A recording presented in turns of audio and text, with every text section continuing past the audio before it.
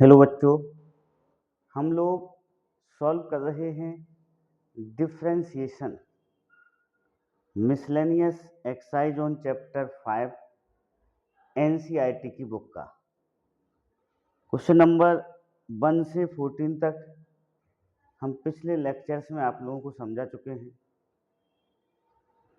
और हम question number 15 को समझाने का कोशिश करेंगे। Okay, 15 if x minus a का whole square plus y minus B का whole square equal to c square for some c is greater than 0 prove that 1 plus dy upon dx का whole square whole raise to power 3 by 2 upon d square y upon d x square is constant independent of a and B.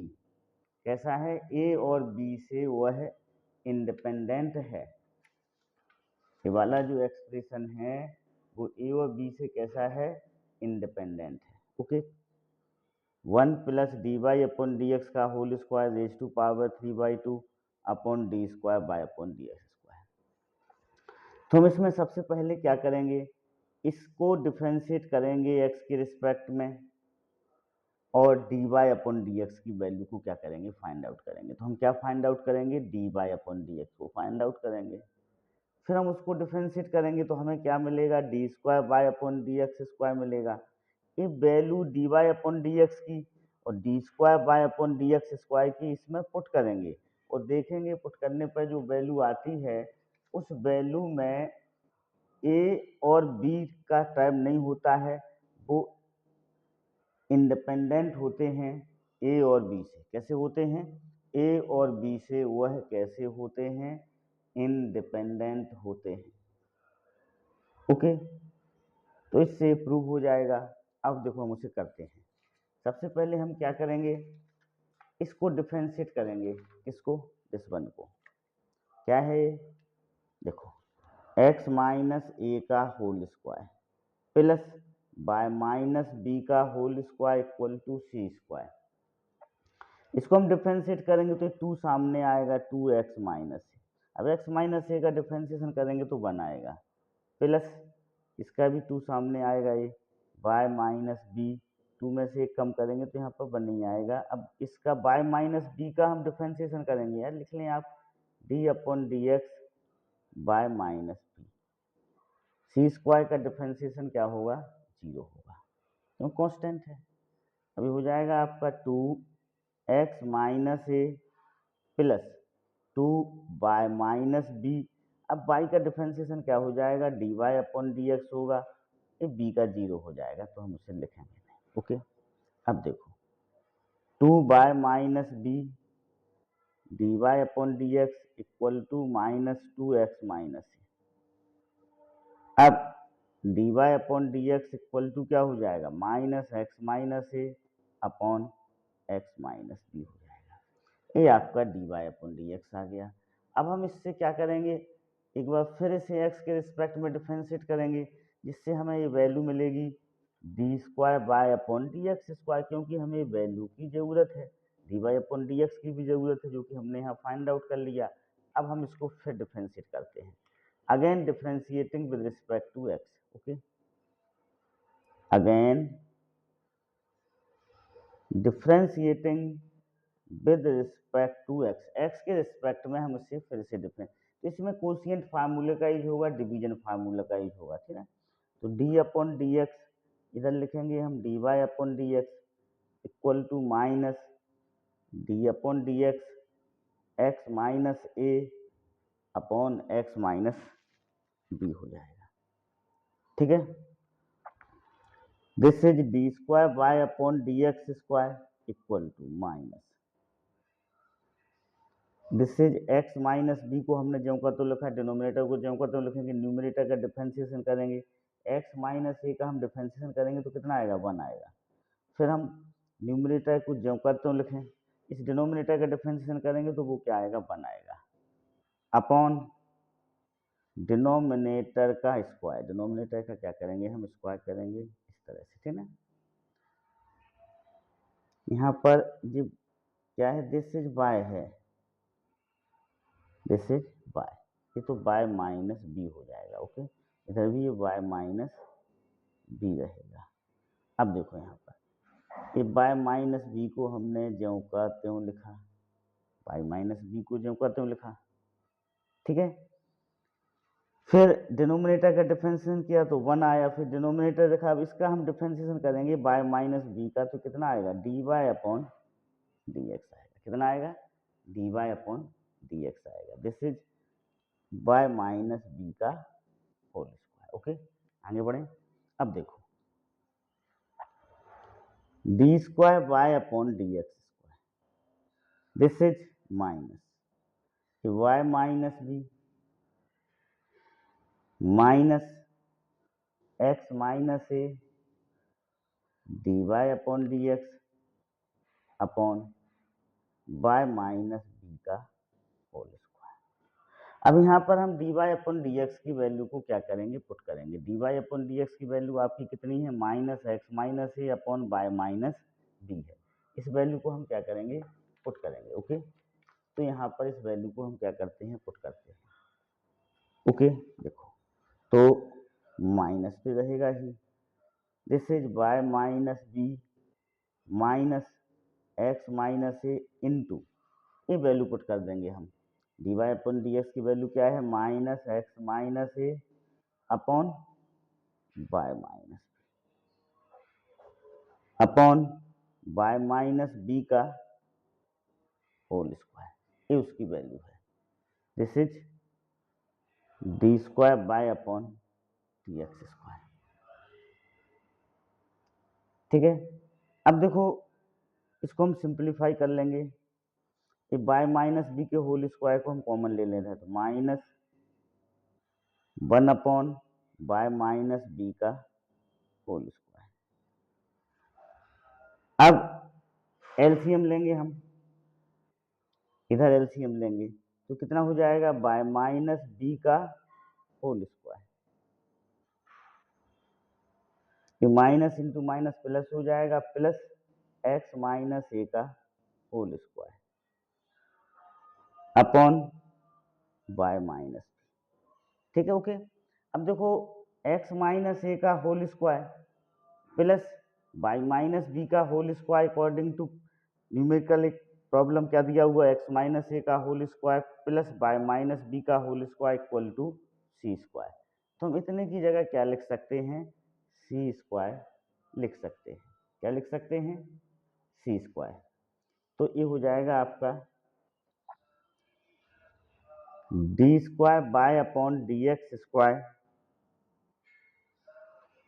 Equal to, देखो ये ऊपर तो क्या हो जाएगा, ये minus c square हो जाएगा, माइनस तो है ए बाय माइनस बी का होल क्यूब हो जाएगा। तो हमें किसकी वैल्यू मिल गई, ये डबल डेरिवेटिव की वैल्यू मिल गई। किसकी वैल्यू मिल गई, डबल डेरिवेटिव की। अब हम इस वैल्यू को कहाँ पर रखेंगे, इस एक्सप्रेशन में रखेंगे। हमें जिसकी वैल्यू को क्या करना है, फाइंड आउट करना है। हमें किसकी वैल्यू को फाइंड आउट करना है, इस वैल्यू को फाइंड आउट करना है। तो हम ये इस एक्सप्रेशन में रखेंगे। देखो ये 1 को हमने ज्यों का त्यों लिखा, 1 को क्या लिखा, सेम लिखा। ओके, 1 को हमने सेम लिखा।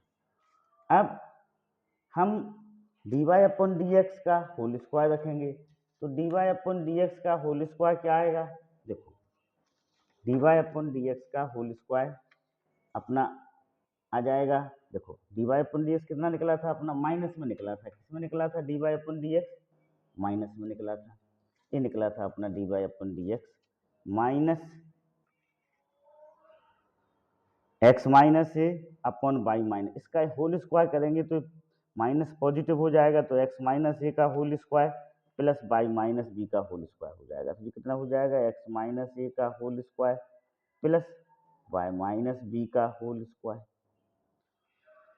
होल रेज टू पावर 3/2 हो जाएगा। कितना हो जाएगा, whole raise to power 3/2 upon क्या है, अपॉन में d square y upon d x square है। तो d square y upon d x square की वैल्यू देखो, अभी हमने इसको फाइंड आउट किया था, एक लिया था। D square y upon d x square क्या निकला था अपना, minus c square upon by minus B का होल क्यूब। तो हो जाएगा minus c square upon y minus B का होल क्यूब हो जाएगा। क्लियर। अब इसको हम आगे सिंपलीफाई करेंगे। देखो एलसीएम लेंगे इसका, तो this is y minus B का whole square plus x minus a का whole square upon y minus B का whole square raise to power 3/2 upon minus c square y minus B का whole cube. ये हो गया। अब इसको हम और सिंपलीफाई करते हैं। देखो इसकी जगह हम क्या लिख सकते हैं, सी स्क्वायर लिख सकते हैं। क्या लिख सकते हैं, सी स्क्वायर। ये हो जाएगा c square upon y minus B का whole square whole raise to power 3/2 divided by minus c square upon y minus B का होल क्यूब। अब देखो 2 से दोनों पावर कैंसिल हो जाएंगे, तो इधर कितना बचेगा, ये दोनों पावर 2 से कैंसिल हो गई, ये 3 के पावर पे आ जाएगा। इधर बचेगा सी का cube upon by minus B का क्यूब। अब ये डिवीजन है तो मल्टीप्लिकेशन में कन्वर्ट हो जाएगा, बाय माइनस बी का cube upon minus c square, y minus B का cube upon minus c square. Okay. अब देखो ये कैंसिल हो जाएगा, दिस वन कैंसिल हो जाएगा, कितना बचेगा, माइनस सी बचेगा। इससे क्या प्रूव होता है कि ये जो अपना एक्सप्रेशन है वो कैसा है, independent of a and b है। यही तो हमें प्रूव करना था कि अब जो एक्सप्रेशन है, कौन सा एक्सप्रेशन, वो independent of a and b है, ए वाला expression. 1 plus d y upon d x का whole square raise to power 3/2 whole upon d square y upon d x square is independent of a and b. ये prove कर लिया। देखो सबसे पहले हमने क्या किया, इसको डिफरेंशिएट करके d y upon d x को निकाला, फिर डबल डिफरेंशिएशन किया d y square upon d x square को निकाला, वैल्यू इसमें पुट कर दी, और इस कंसेप्ट को यूज किया कि एक्स माइनस ए का whole square plus y minus B का होल स्क्वायर इक्वल टू क्या है, सी स्क्वायर है। एक प्रूव कर लिया। Okay, understood. अब now next question number 16। If cos y equal to x cos a plus y with cos a is not equal to plus minus 1, prove that dy upon dx equal to cos square a plus y upon sine a. ये दिया हुआ है आपको कि cos y equal to, ये दिया हुआ है, देखो क्या दिया हुआ है, cos y equal to x cos a plus y दिया हुआ है।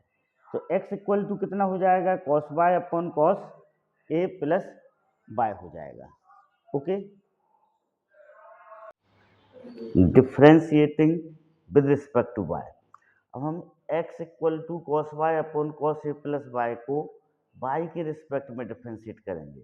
जब x का डिफ्रेंशिएशन करेंगे y के रिस्पेक्ट में तो dx अपॉन dy होगा, ठीक ना। ये d अपॉन dy हमने इधर लगा लिया, cos y upon cos a plus Y. Okay, अब इसमें कोशिएंट फार्मूले का यूज होगा। ये जो डिनोमिनेटर है वो सेम रहेगा cos a plus y, numerator का y के रिस्पेक्ट में डिफरेंशिएशन होगा तो d upon d y cos y, minus numerator को हम सेम लिखेंगे और y के रिस्पेक्ट में डिनोमिनेटर का डिफरेंशिएशन करेंगे तो d upon d y cos a plus y हो जाएगा अपॉन डिनोमिनेटर का whole square cos square a plus y. हमने स्ट्रक्चर में उसे जमा लिया डिवीजन फार्मूले के, कोशिएंट फार्मूले के स्ट्रक्चर में। अब cos ए प्लस वाई सेम है, cos वाई का हम डिफरेंशिएशन करेंगे तो माइनस साइन वाई आएगा। क्यों, क्योंकि हम इसे वाई के रिस्पेक्ट में ही कर रहे हैं। माइनस कॉस वाई, फिर cos ए प्लस वाई का करेंगे तो minus sign a plus Y आएगा, वाई का करेंगे तो 1 आएगा, इसलिए उसे लिखा नहीं गया है। ओके, ये हो गया। अब देखो दिस इज ए माइनस है, ए भी माइनस है, तो प्लस हो जाएगा। क्या हो जाएगा? प्लस। तो इसको हम, ठीक ना, कहाँ पर लिख लें? इस तरफ लिख लें, साइन ए प्लस बाय और कॉस बाय माइनस ए वाला पोर्शन साइन बाय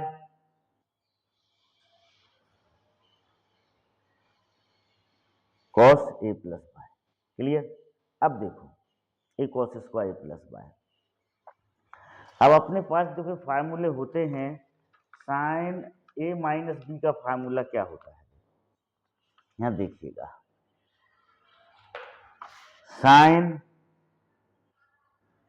ए माइनस बी का फार्मूला होता है साइन ए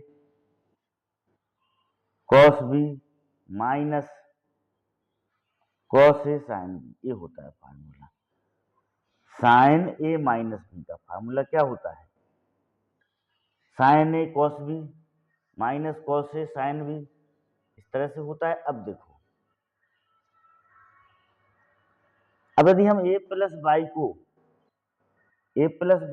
ए ले लें और बाई को क्या ले लें? बी ले लें, तो जो ए वाला एक्सप्रेशन क्या बन जाएगा? Sine a cos b minus cos a sine B बन जाएगा।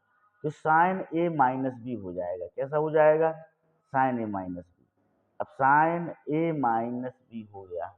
कैसा हो गया? Sign a minus B. ए की वैल्यू पुट करेंगे हम और बी की वैल्यू पुट करेंगे, तो क्या हो जाएगा? Sine a plus y minus y. तो साइन ए बचेगा। कितना बचेगा? ये क्या हो जाएगा? Sine a plus y minus y, denominator same रहेगा, बाई से बाई कैंसिल हो जाएगा, तो ये आपका बचेगा sine a upon cos square a plus y बचेगा। Sine a upon cos square a plus y बचेगा। ये किसकी वैल्यू है? D x upon d y की वैल्यू है। अब हम d y upon d x को निकालेंगे तो दोनों को रिवर्स करना पड़ेगा, तो ये हो जाएगा cos square a plus y upon sine a. Cos square a plus y upon sine a हो जाएगा। ठीक है? क्लियर? अंडरस्टूड? ओके। अब हम नेक्स्ट क्वेश्चन की ओर बढ़ते हैं। Now next 17, if x equal to a cos t plus t sin t and y equal to a sin t minus t cos t, find d square y upon dx square. एक parametric function है, t variable है, x को t के terms में दिया हुआ है, y को भी t के टर्म्स में दिया हुआ है। हमें d square y upon d x square को फाइंड आउट करना है, तो सबसे पहले हम d y upon d x को फाइंड आउट करेंगे। क्या फाइंड आउट करेंगे? D y upon d x को। D y upon d x को फाइंड आउट करने के लिए हमें एक्स वाले को हम पहले डिफरेंशिएट करेंगे, तो d x upon d T निकालेंगे। फिर वाई वाले को सबसे पहले हम एक्स को टी के रिस्पेक्ट में डिफरेंशिएट करेंगे, तो हमें D x upon d T मिलेगा। फिर हम y को t के रिस्पेक्ट में डिफरेंशिएट करेंगे, तो हमें dy अपॉन डी टी मिलेगा। अब हमें dy अपॉन डी एक्स चाहिए है, तो वो dy अपॉन डी एक्स क्या हो जाएगा? dy upon d t upon d x upon d T हो जाएगा।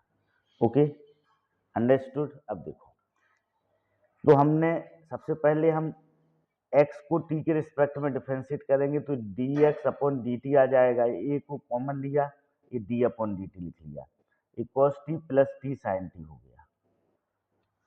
ओके, अब देखो ये dx अपॉन dt हो गया, ए d upon dt cos t हो जाएगा, और इसमें प्रोडक्ट फार्मूले का यूज होगा, क्योंकि यहाँ पर दो फंक्शन का प्रोडक्ट है। क्या है? दो फंक्शन का प्रोडक्ट है, एक t है एक sin t है। अब cos t का हम डिफरेंशिएशन करेंगे तो माइनस sin t आ जाएगा a.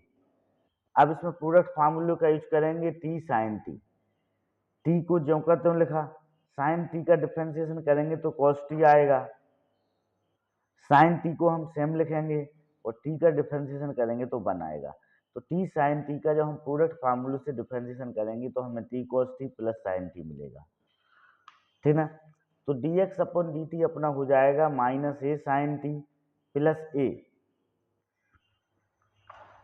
T cos t plus sine t. dx upon dt equal to minus a sine t plus a t cos t plus a sine t. A sine t cancel हो गया। dx upon dt equal to a t cos t हो गया। क्या हो गया? ए t cos t हो गया।